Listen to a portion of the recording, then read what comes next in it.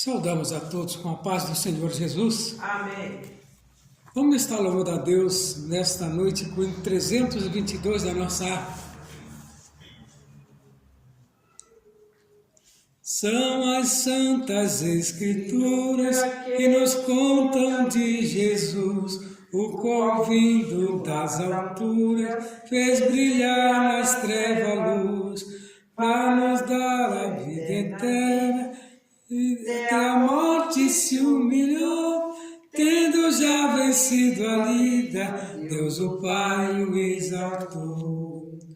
Nunca mais vai ser ouvido outro conto de amor que converte a um perdido e rebelde pecador, como o Santo Evangelho que nos fala de perdão e transforma o homem velho numa nova criação.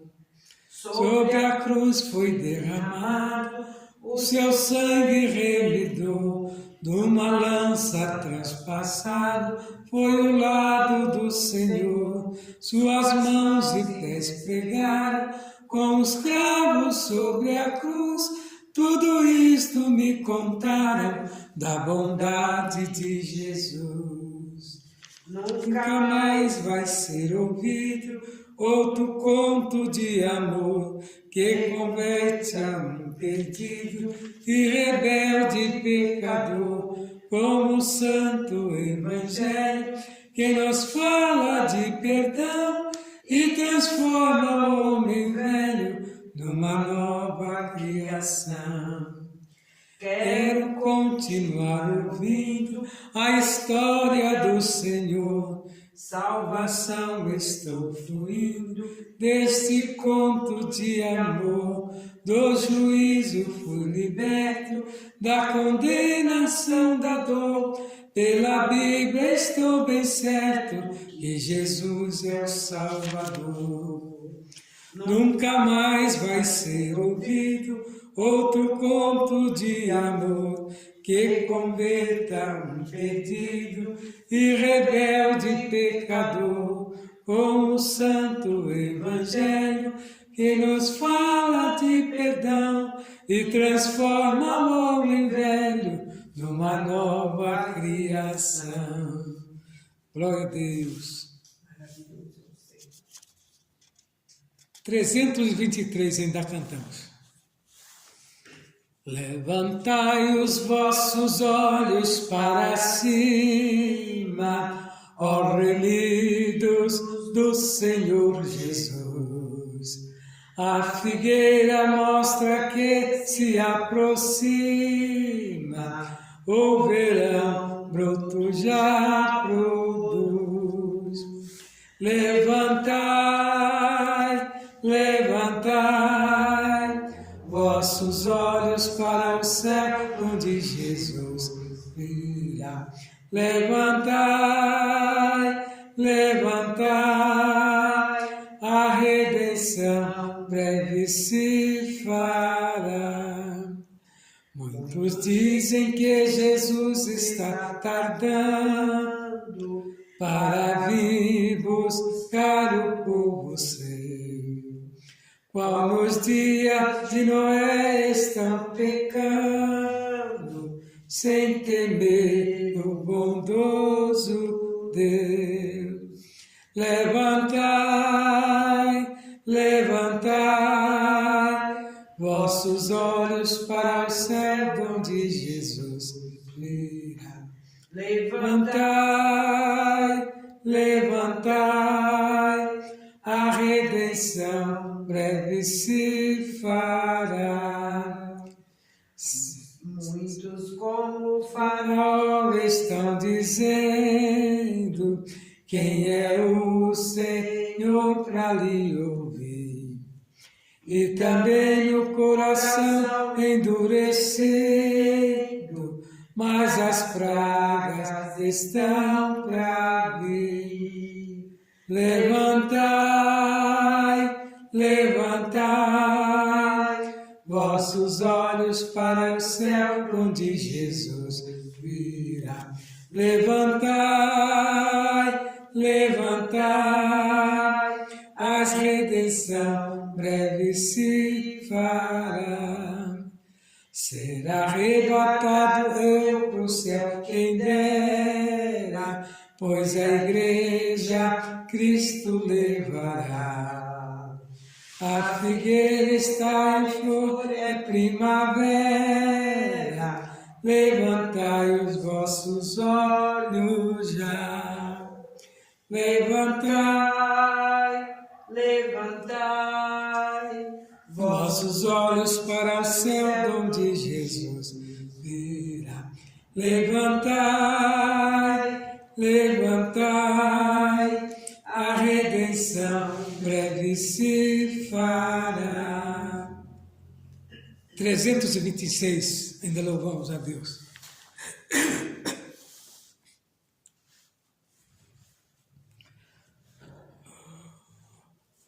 Oh, meu Jesus, quantas lutas no caminho encontrar, a tua mão divina vem me ajudar. Não temerei, amparado por ti mesmo, meu Jesus. Ó Salvador, a vitória me vem por tua luz. Por ti espero somente, meu Senhor, para andar de valor em valor. Ó meu Jesus, minhas forças e viver mais aumentar, tendo a fé, tua graça me há de bastar. Ó meu Jesus, encostado em teus braços vou andar, e com amor nas sãs palavras meditar, sempre assim, na peleja por Jesus eu vencerei, e pela fé abrigado do mal estarei.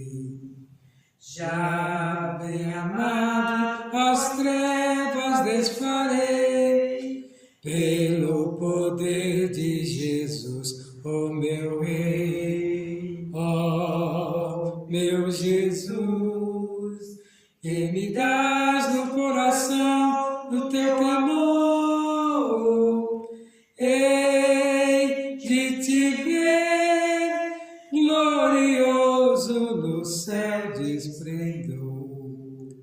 Ó meu Jesus, o teu nome invocarei como em amor. Todo poder te foi entregue ao Salvador.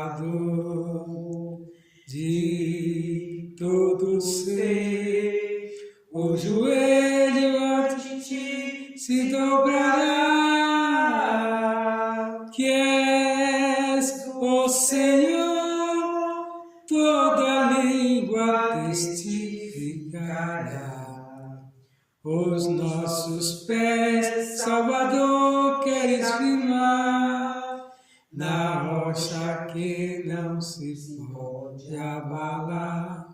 Ó meu Jesus, tua graça quero sempre procurar, até que eu vá nos seus braços, enfim, repousar. Graças a Deus, que nos dá vitória com nosso Senhor e Salvador Jesus Cristo. Temos louvado a Deus com os louvores da harpa. Vamos meditar na palavra de Deus que está lá em Neemias, capítulo 1.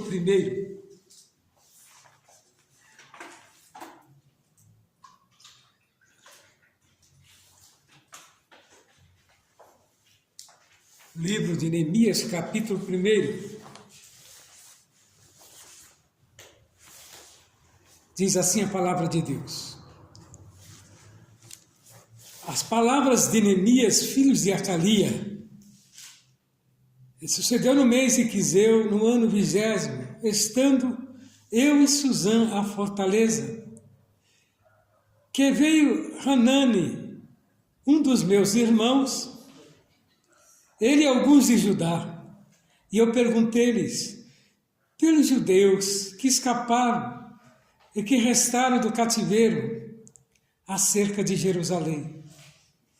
E disseram-me, o restante que não foram levados para o cativo, lá na província, estão em grande miséria e desprezo, e o muro de Jerusalém fendido, e as suas portas queimadas a fogo. E sucedeu que, ouvindo eu estas palavras, sentei-me e chorei, e lamentei por alguns dias, e estive jejuando e orando perante o Deus dos céus.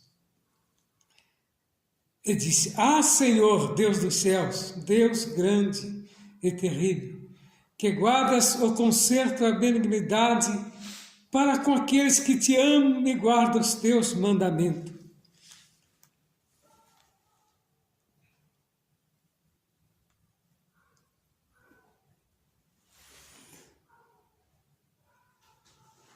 E disseram-me, o restante que não foram levados para o cativeiro, lá na província estão em grande miséria, e desprezei o muro de Jerusalém fendido, e as suas portas queimadas a fogo.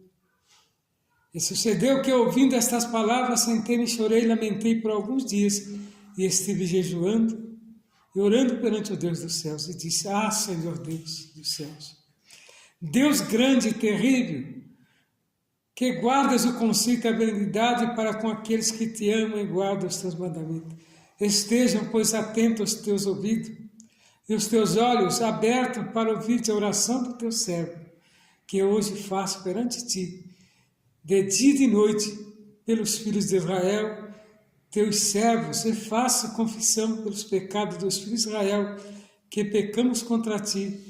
Também eu e a casa de meu pai pecamos. Estamos aqui diante de Neemias. Neemias era um dos cativos, distante de Jerusalém estava ele, mas seus irmãos o foram visitar. Observa que ele perguntou pela situação daqueles que não foram cativos, ou daqueles que conseguiram fugir, em que situação estavam. E os seus irmãos relataram a situação daqueles que estavam em Jerusalém e as condições que estava também em Jerusalém com o seu povo. Disse eles em grande miséria, pois tinham queimado, derrubado os muros, queimado as portas, as poucas madeiras que sobraram e as janelas. Jerusalém praticamente era um monturo, como aqueles lugares onde passa um terremoto muito grande, né? Que fica o povo que escapa do terremoto, sem ter direção, sem ter aonde reinclinar, sem ter aonde comer, sem ter aonde buscar alimento ou remédio, ficam ali para um lado ou outro, sem rumo. A mesma coisa estava o povo de Jerusalém, que um dia foram tão orgulhosos, mas o orgulho levou eles, né, à ruína, pois não souberam agradecer a Deus, pois Jerusalém era uma cidade celeste, uma cidade que Deus honrou, e eles não souberam honrar com aquele orgulho. Eles acharam que eles predominariam sobre todo mundo, mas sem agradecer a Deus, sem louvar a Deus, sem buscar a presença do Deus Altíssimo.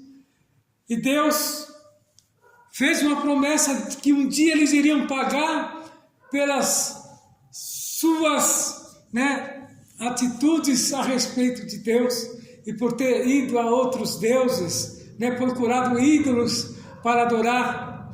Mas observa que a longanimidade de Deus ele é grande, a misericórdia de Deus ele é grande. Mas só que a misericórdia dele também tem a durabilidade.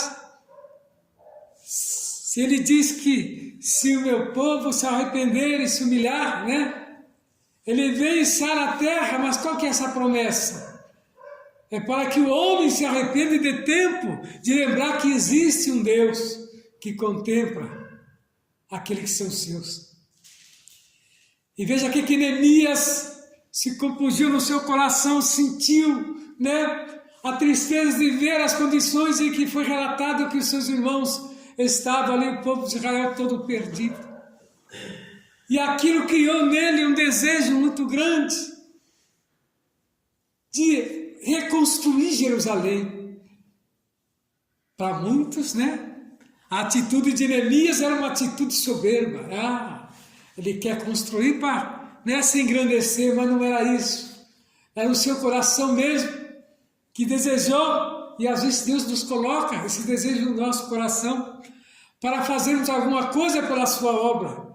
E Neemias, sendo ele ali um copeiro mor do rei, um mordomo fiel, ele propôs no seu coração de orar em prol daquela situação.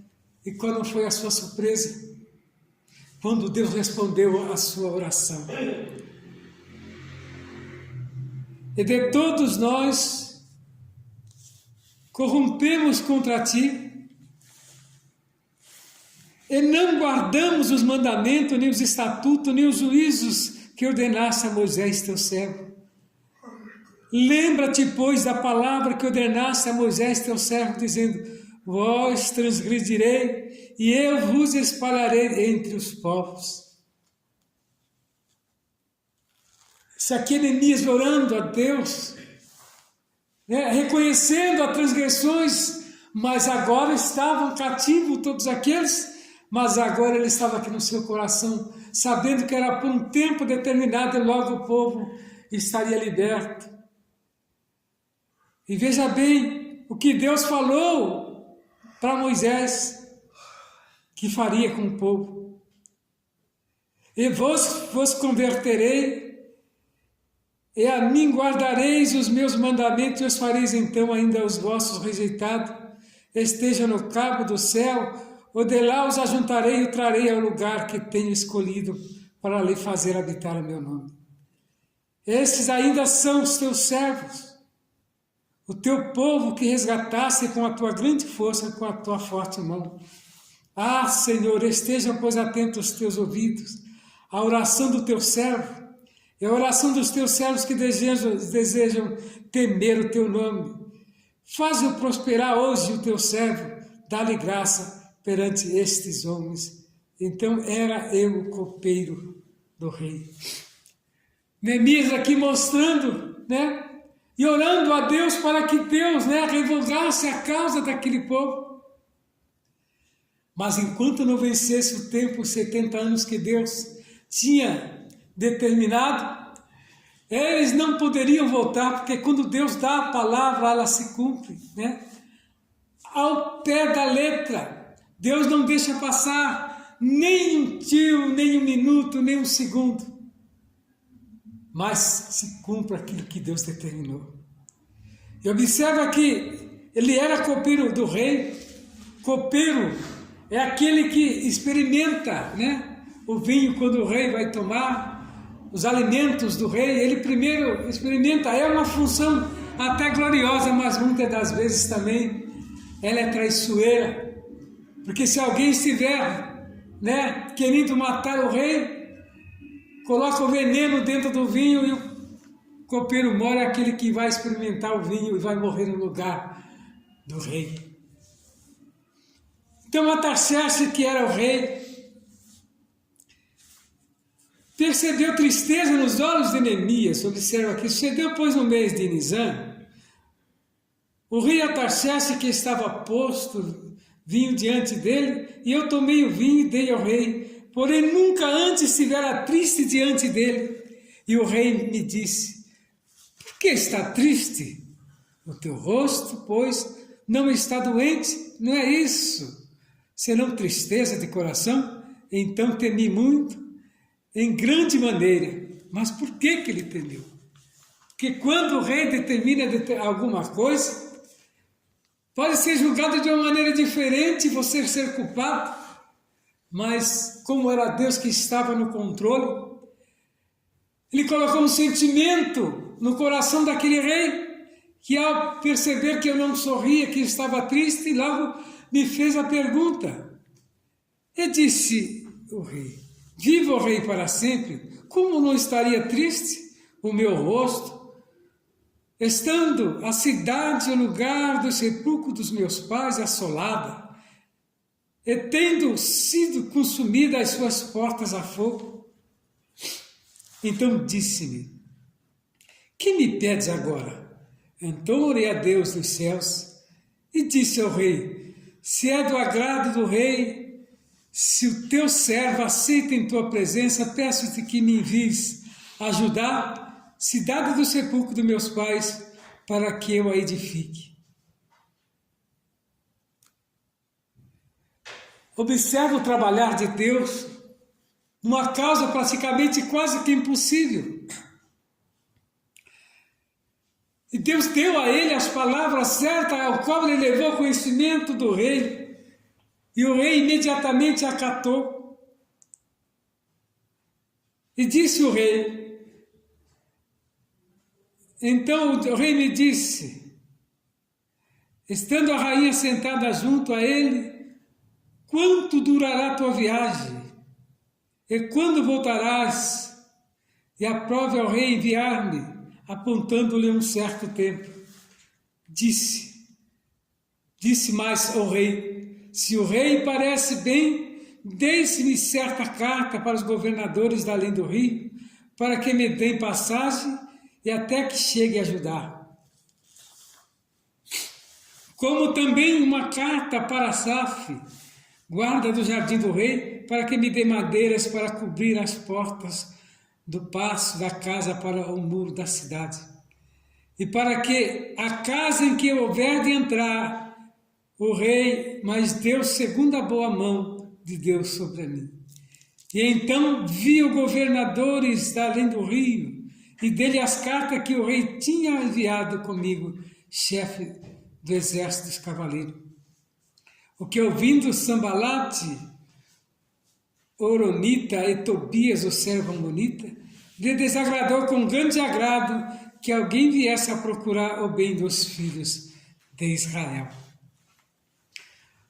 Quando nós chegamos a Deus para pedir alguma coisa, prezados irmãos, temos que ter um jeito, a maneira de se aproximar de Deus. E qual é esta maneira? Não é com autoridade exacerbada, não é às vezes com determinada soberba, mas humildade, para que Deus possa se agradar das nossas petições.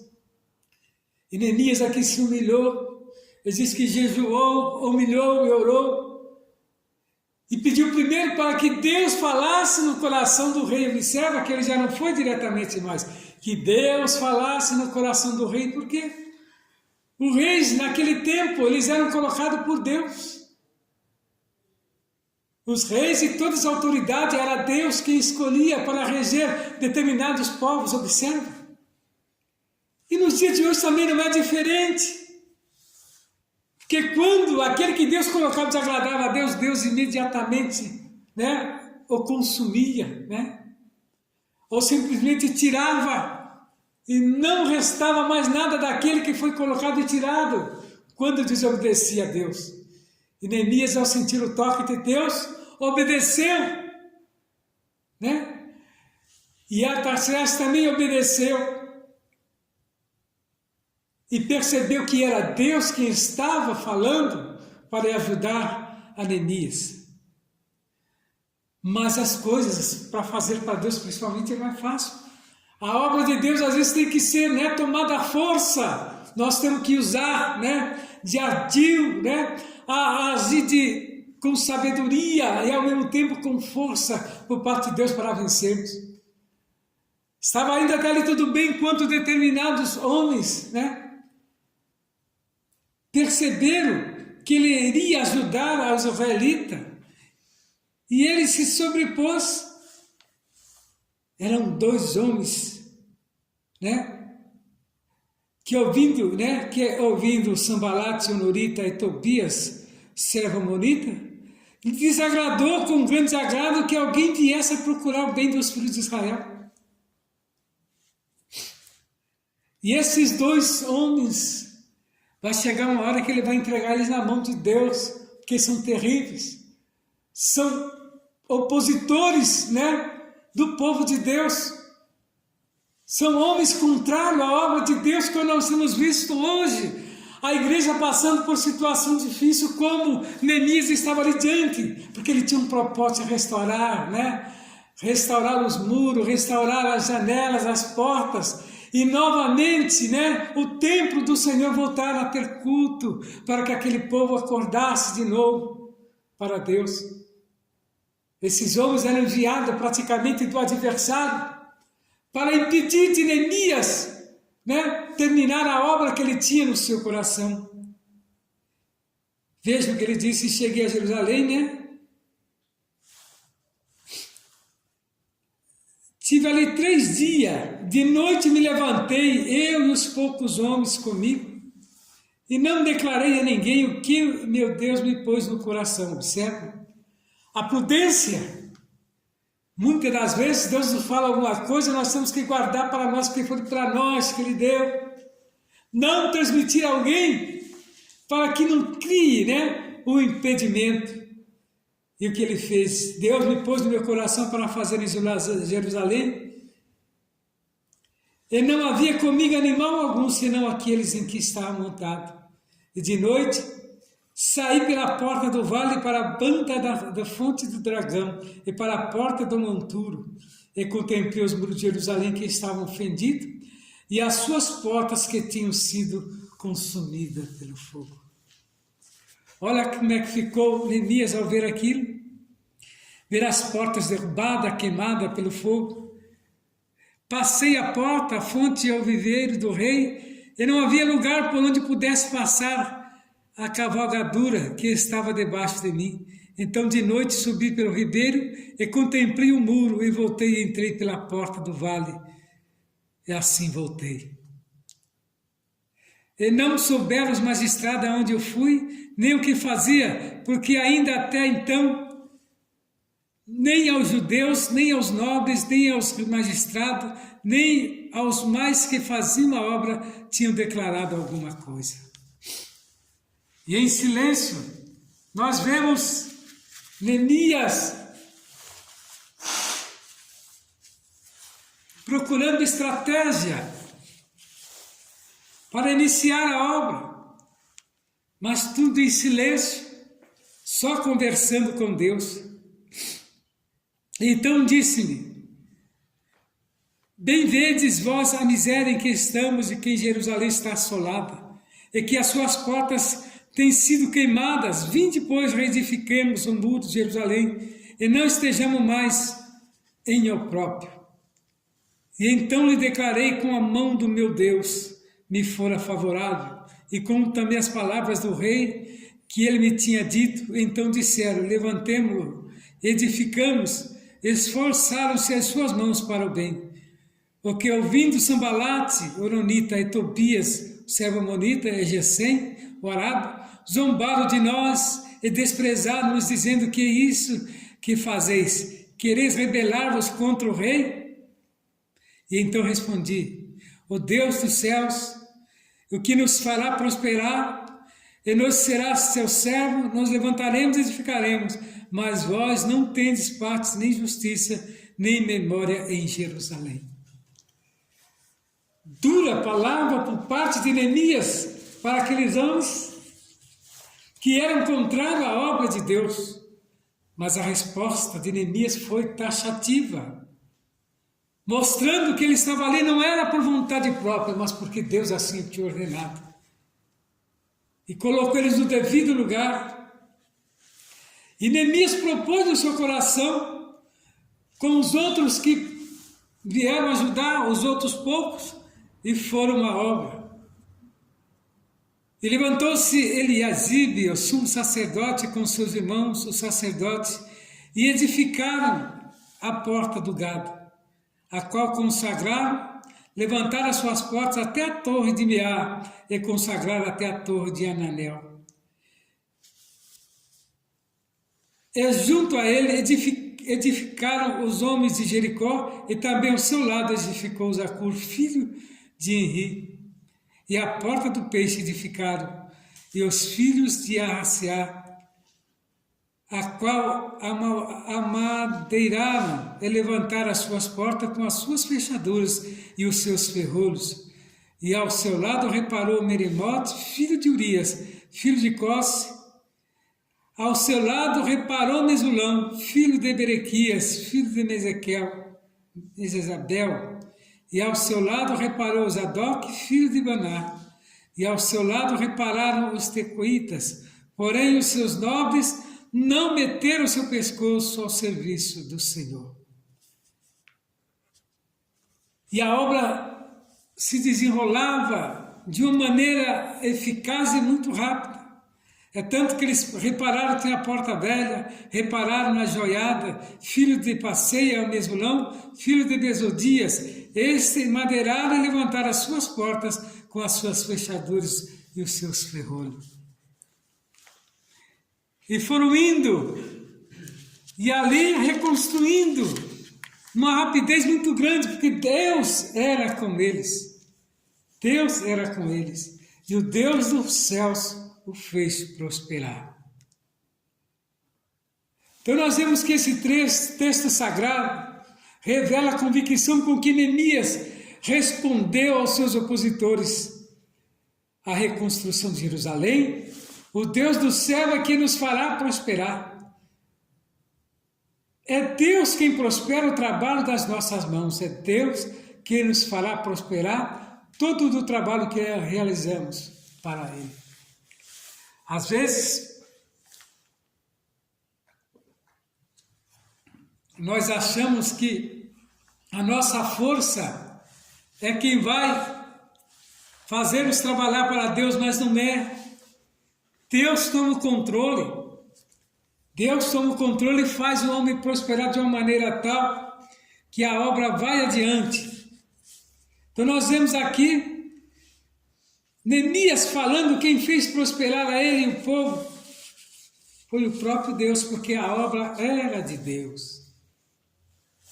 Então a Bíblia nos relata de muitos homens que Deus fez prosperar na Escritura. Primeiro, para definir prosperar, nós vamos dar o significado desse verbo prosperar. Significa progredir, ter bom êxito, ter sucesso, ser bem-sucedido em tudo o que faz. Portanto, é o Deus dos céus que nos fará ter bom êxito. Se Deus não tiver o controle das nossas vidas, o salmista nos fala. Se não fora Deus que esteve ao nosso lado, os homens já teriam nos engolido vivo. Então Deus nos faz prosperar, e aquilo que nós fazemos para Deus não é o suficiente para pagar, o quanto que Ele tem feito por nós nesta vida. Aquele que confia em Deus é vitorioso. Lá em Gênesis 39:2, nós vemos que o Senhor estava com José. E ele foi um varão próspero. Mas por que ele foi um varão próspero? Porque ele nunca deixou de acreditar em Deus e nos sonhos. Então nós vemos que está escrito que tudo o que ele fazia, o Senhor prosperava em sua mão. Porque a tudo que ele fazia, ele pedia a direção de Deus. Nesta noite eu quero te convidar a fazer um teste com Deus. Faça uma prova com Deus. E vê se a resposta não virá. Porque enquanto você usar as suas forças, você não vai chegar a lugar algum. Experimente pedir a Deus para te mostrar, para falar no seu coração, e você vai ver se Ele não fala através do Espírito Santo, para que você seja vitorioso. Em Gênesis 41, 52, nós vemos que José chamou o seu segundo filho de Efraim, pois disse: Deus me fez crescer na terra da minha aflição. Você pode estar no estrangeiro, mas Deus também é dono do estrangeiro. Você pode não ter a facilidade de falar a língua da onde você está, mas Deus tem facilidade, porque foi Ele que fez esse povo também. Mesmo que às vezes se julgam tão superior, mas não são nada para Deus. Para Deus não existe etnia, para Deus não existe raça, para Deus não existe cor. Para Deus só existe almas necessitadas de ser achadas. Almas necessitadas do amor de Jesus. Almas necessitadas de converter-se aos bons caminhos do Senhor. É assim que Deus nos enxerga. Meras criaturas, precisando dele.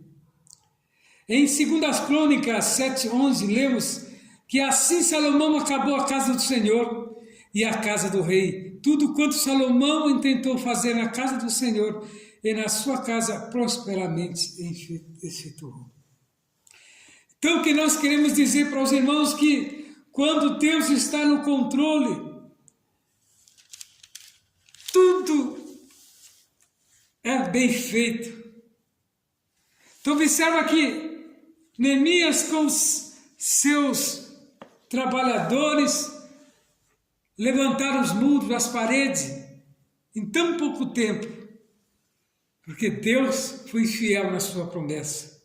E que nesta noite, meu prezado amigo da palavra de Deus, que o Senhor possa falar melhor no seu coração e dar-te também o desejo de você fazer alguma coisa para Ele.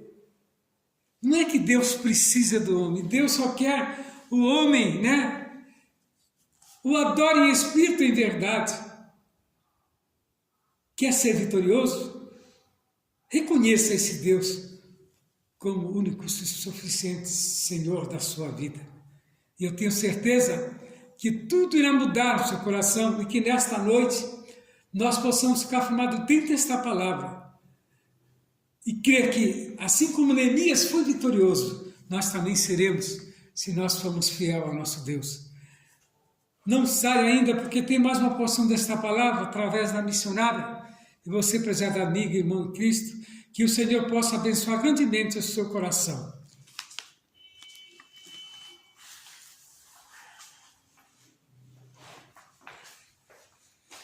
Eu saudo a igreja com a paz do Senhor e os ouvintes com a mesma paz. Nós estamos alegres nesta noite, porque verdadeiramente o Senhor tem se manifestado a sua mão de misericórdia para conosco. O pastor aqui trouxe uma palavra sobre Neemias e eu também vou continuar falando de Neemias. Neemias destaca Deus como um Deus perdoador. Então, nesta noite, nós apresentamos a você, por intermédio da palavra de Deus, o que Neemias diz, que Deus é perdoador. E aqui nós vemos que a Bíblia chama esse Deus perdoador de Eloah Silicote, que significa Deus perdoador. O perdão é definido como expiação de uma culpa, remissão de uma dívida ou liberação de uma pena. É o significado do perdão. No Antigo Testamento, o perdão sempre aparece associado à expiação do pecado, trazendo a ideia de que o pecado é tirado do pecador. E o perdão sempre aparece associado à expiação do pecado, trazendo a ideia de que o pecado é tirado e transportado para longe, sobre a antiga aliança. O Deus gracioso e perdoador promoveu os meios para perdão do homem e pelos sacrifícios expiatórios. nós vemos quando Deus pediu a Abraão o seu filho, Isaque. Isaque seria expiado, mas nós vemos que Deus proveu um cordeiro para aquela expiação. E nós vemos que os judeus, eles levam muito em consideração o dia do perdão. É uma das datas mais importantes do judaísmo. Já no Novo Testamento, o perdão do pecado aparece plenamente associado ao sacrifício do Calvário, quando Jesus morreu lá na cruz. No Velho, nós vemos aí como que o perdão era, e no Novo nós somos perdoados pelo sacrifício da cruz. Soltar e libertar, mandar embora. Perdão só se torna possível porque Deus é cheio de graça. Se Deus não fosse cheio de graça, nós não seríamos alcançados por esse perdão tão glorioso que vem da parte do Senhor Jesus para com nossas vidas. Nós vemos em Êxodo 32, capítulo 32 e verso 32, vemos que após o povo ter sido cometido o pecado da idolatria com o bezerro de ouro, Moisés intercedeu pelo povo ao Senhor dizendo: agora, pois, perdoa o seu pecado, senão risca-me, peço-te do teu livro que tens escrito.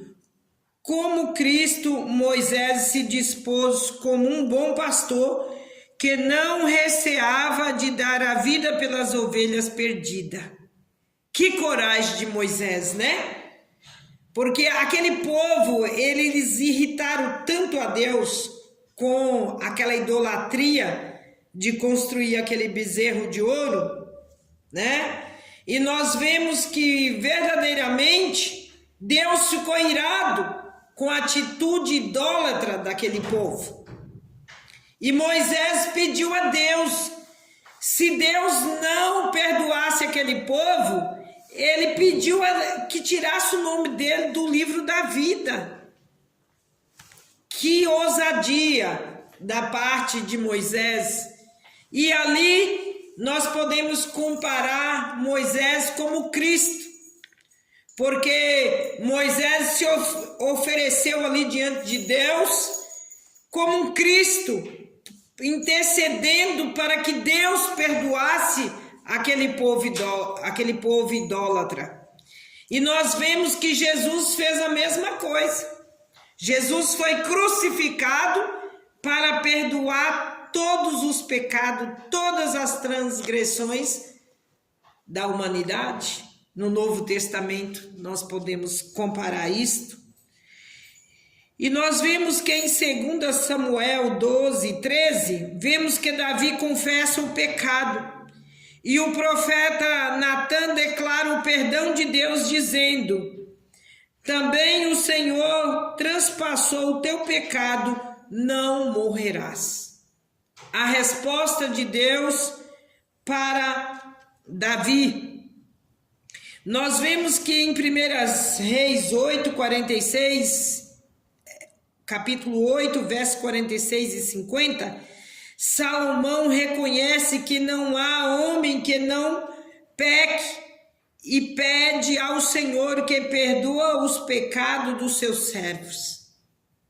Todos nós pecamos, todos nós fomos destituídos da graça de Deus, mas por intermédio da morte vicária de Jesus, nós fomos alcançados por esse perdão tão gracioso que ele nos deu lá na cruz do Calvário.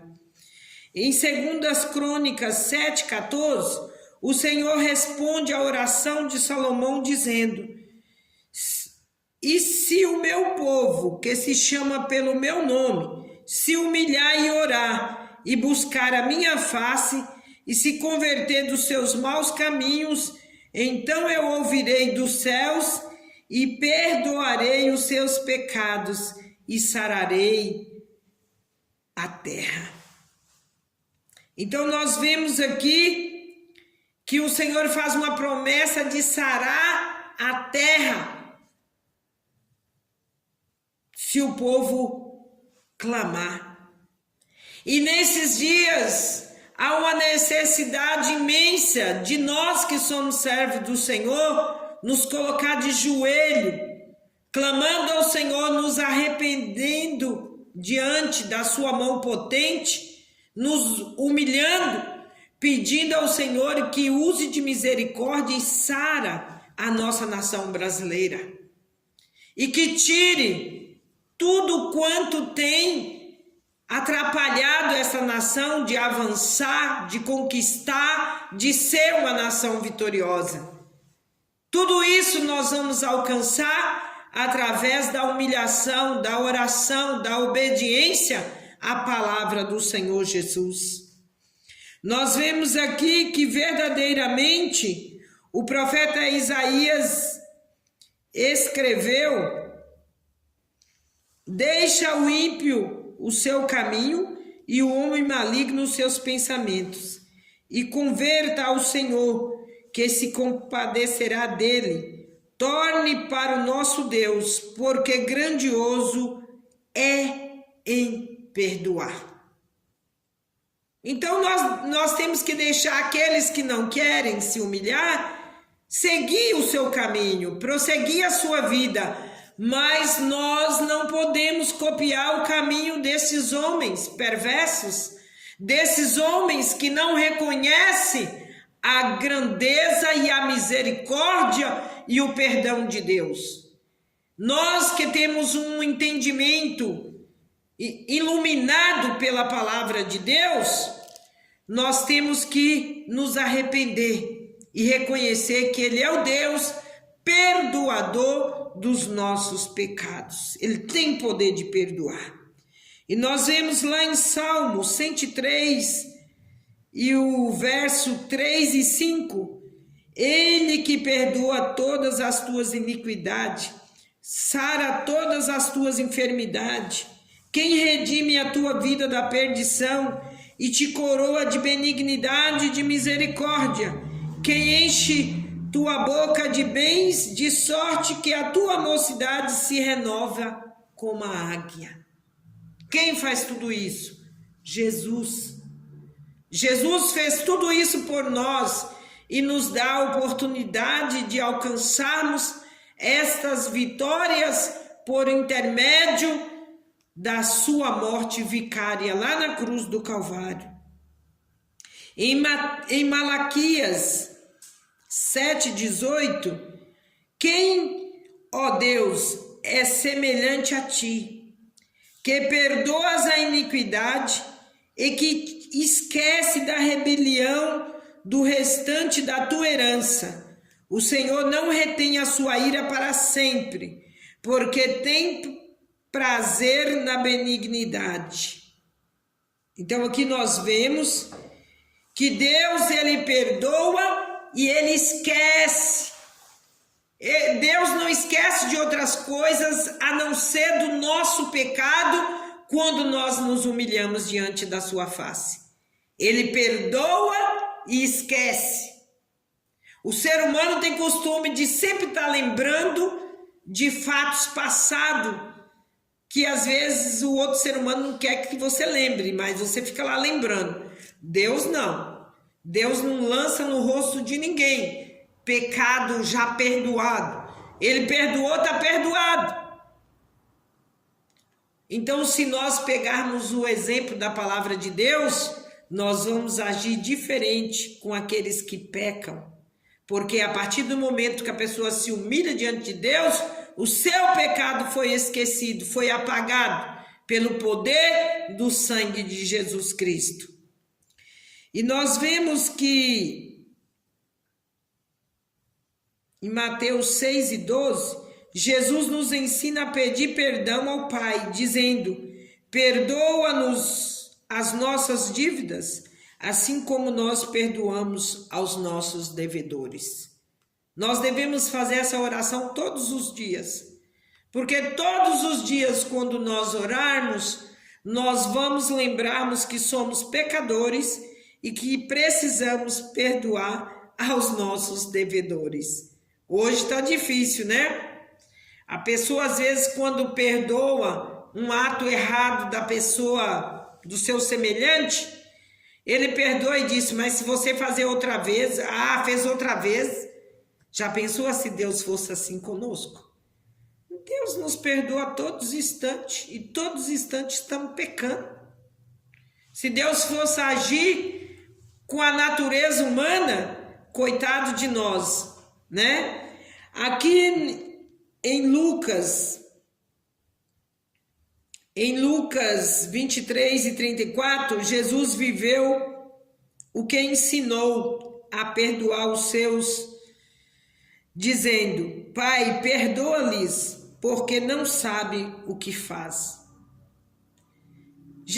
Jesus pediu para Deus perdoar, porque aqueles 2 ladrões que estavam com ele na cruz, um se humilhou e o outro ficou provocando Jesus com palavras.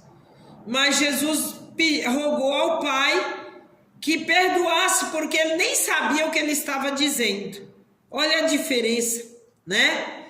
E nós vemos que o que se humilhou alcançou o perdão, mas aquele que se exaltou ficou complicado, né? Paulo nos aconselha antes de sedes uns para com os outros benignos, misericordioso, perdoando-vos uns aos outros, como também Deus vos perdoou em Cristo. Em 1 João 1:7, o apóstolo João escreveu: mas se andamos na luz, como ele na luz está, temos comunhão uns com os outros, e o sangue de Jesus, seu Filho, nos purifica de todo pecado.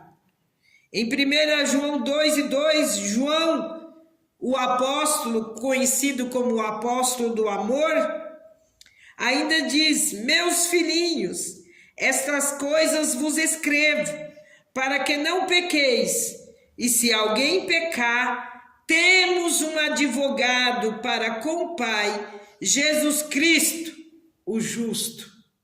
Então, se você pecar, você ainda obtém um advogado que pode te defender. Mas o que eu quero te alertar é que hoje Jesus é um advogado. Mas quando Jesus voltar a esta terra, ele não vai voltar como um advogado, ele vai voltar como um juiz. Então procure a oportunidade que Deus está te dando para você procurar este advogado dos advogados e recorrer a ele tudo quanto você necessita, tudo quanto você precisa para que ele possa perdoar os seus pecados. O bondoso Deus é um Deus passivo, perdoador. Pelo seu conhecimento ilimitado de todas as coisas, Deus tem um conhecimento profundo das nossas vidas. Ele vai além do que imaginamos, do que possamos pensar. Ele vai além. Ele vai além de todos os nossos limites. Ele jamais se esquece de alguma coisa. A Bíblia revela que a única coisa que ele esquece são os nossos pecados. Eu quero trazer essa reflexão para você. Jesus só esquece dos nossos pecados. Deus só esquece dos nossos pecados quando nós humilhamos. Ele só esquece para quem humilha, porque quem acha que não peca, esse vai continuar pecando. Porque serei misericordioso para com as suas iniquidades, e de seus pecados e de suas prevaricações jamais lembrarei. Glória e honra ao nosso Deus perdoador. A glória seja dada a Ele, a honra seja dada a Ele, de ter esse poder tão grande de perdoar o ser humano, de ter esse poder tão grande de alcançar o ser humano. Mas mesmo Ele agindo desta forma, quantas pessoas estão distante da presença de Deus? Quantas pessoas estão caminhando com passos largos, distante da presença desse Deus tão glorioso, desse Deus tão perdoador, a qual nesta noite nós te apresentamos. E eu quero dizer para você, ouvinte da palavra do Senhor, esse Deus está bem perto de ti. Hoje eu estava ouvindo um testemunho de um homem e eu gostaria de ilustrar essa pregação com esse testemunho. Estava ouvindo o testemunho de um homem que era marginal, ali no Rio de Janeiro, um marginal bem perigoso mesmo. E ele disse que quando ele foi preso, ele ia pegar mais ou menos uns 200 anos de prisão. Como isso resume, cai para 30 anos de prisão, né? Com toda aquelas coisas que a gente vê, né? Que vai diminuindo e diminui uma coisa, tem vários regimentos. E ele estava testemunhando e dizendo, ele começou a observar dentro daquela cela que ele estava, era uma cela para 15 homens e tinha mais de 30 homens naquela cela. 15 já seria difícil, tinha mais de 30. E ele disse que para descansar, às vezes eles amarravam alguma coisa nas grades para sentar, tipo lençóis, para sentar, para dar espaço para os outros. E quando dormia, eles dormiam tudo de lado, e quando ia trocar de lado, acordava a fileira toda para trocar. Pensa numa coisa tão terrível.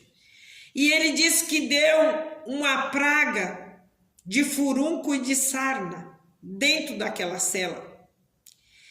E quando ele viu aquilo, ele ficou com muito medo, porque ele tinha 28 anos só de idade, e ele dizia, meu Deus, se eu ficar aqui 30 anos, não sei se eu vou sair daqui vivo.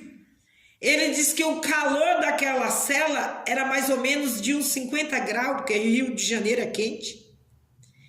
E ele disse que ele fez uma prova com Deus.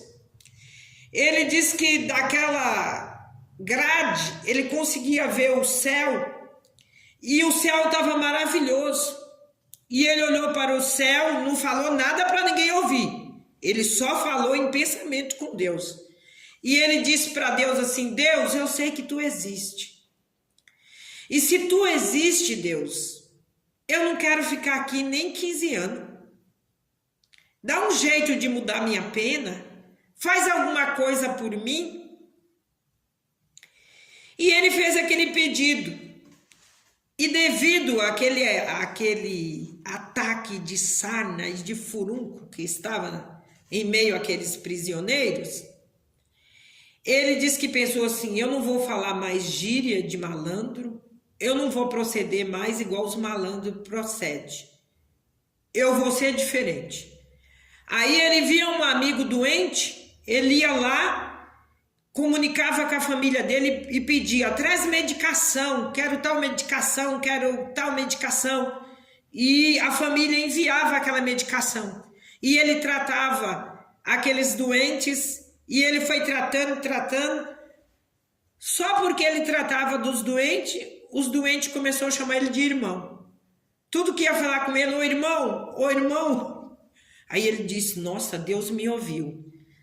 Eu já sou um irmão, e quando eu sair daqui, eu vou servir a Deus, porque eu creio que Deus pode mudar a minha história.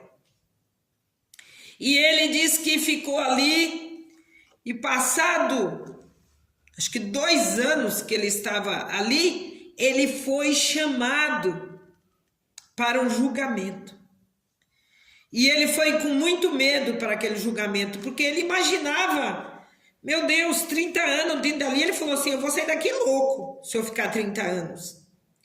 E ele disse que quando ele chegou, aquela promotora que foi interrogá-lo, a promotora disse para ele assim, você sabe que você vai ser condenado, né? Aí ele disse que ele começou a chorar. Quando ele ouviu a palavra condenação, ele começou a chorar. Ele começou a chorar, ele começou a chorar. E ele disse que ela começou falando. E ele chorando. Até que o escrivão, que ia escrever a pena dele, né? Disse para ele, olha, você vai ser absorvido, mas você vai ser acompanhado, né? Ia absorver ele, mas ele ia ficar sendo monitorado. E ele disse que ele não entendeu nada, que ele disse, meu Deus, não é que Deus me ouviu mesmo? Eu não vou voltar para aquele lugar. E ali ele disse que ele teve certeza que Deus ouviu aquele pedido que ele fez. Então eu estou ilustrando para você a grande misericórdia de Deus com o pecador. Deus viu que o coração dele estava arrependido. Deus viu que ele mudou a sua postura de vida. Deus viu o quanto ele estava preocupado com aqueles que estavam ali dentro. E Deus começou a utilizar ele como canal de bênção para a vida daqueles outros presos. E o que eu quero te dizer? Só Deus tem o poder de transformar. Só Deus tem o poder de mudar a vida do ser humano. Eu resumi aqui porque é muito longo, então eu só estou dando uma prova para você de que Deus é perdoador. Não importa o que você fez de errado, se você se arrepender de todo o seu coração e confiar firmemente nesse Deus a qual estou te apresentando neste momento. Seja qual for o seu problema, seja qual for a sua dificuldade, o meu Deus, o seu Deus tem poder de mudar a história da sua vida. E a história da vida daquele homem foi mudada pelo poder da palavra que penetrou naquele coração e ele creu e confiou e orou ao Senhor e foi respondida a sua oração. E o que eu quero também nesta noite, orar por você e crer que Deus vai responder a tua oração, que Deus vai mudar o itinerário e a história da sua vida pelo poder que há na palavra do Senhor. Esta palavra é poderosa para mudar as nossas vidas grandemente. Amado e eterno Deus, neste momento eu apresento os ouvintes que ouviram a tua palavra. Senhor, mude os corações, as vidas, muda, Senhor, o itinerário, para que o Senhor possa operar um grande milagre nesta vida, que os seus pecados sejam perdoados, que as suas iniquidades, Senhor, seja, ao Pai querido, tirada da vida deste ser humano, e que ele possa obter a completa vitória do teu perdão, da tua misericórdia e da tua graça sobre a vida de cada um. Derrame, Senhor, a tua graça sobre as nossas vidas, porque nós necessitamos todo dia desta graça. Nós te agradecemos, em nome do Pai, do Filho e do Espírito Santo de Deus. Amém.